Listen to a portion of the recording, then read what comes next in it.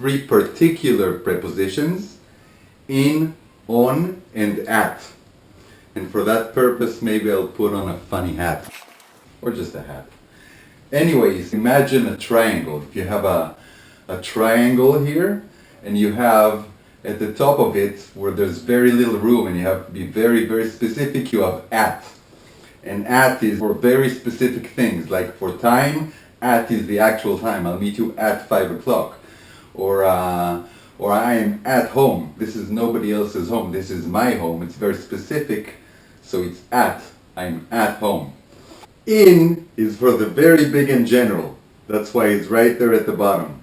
In is for a city, in Tel Aviv. For a country, big and general, in Israel, in Africa, in Australia, in 1974, in a year, into the year 2000.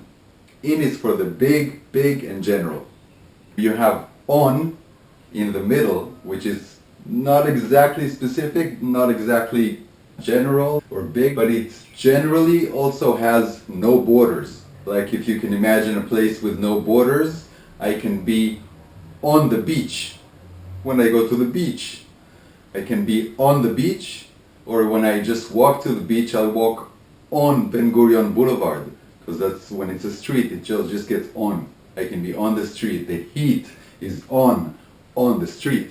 I live at 155 Ben Gurion Boulevard. The address is a very specific place, and that's why it gets at.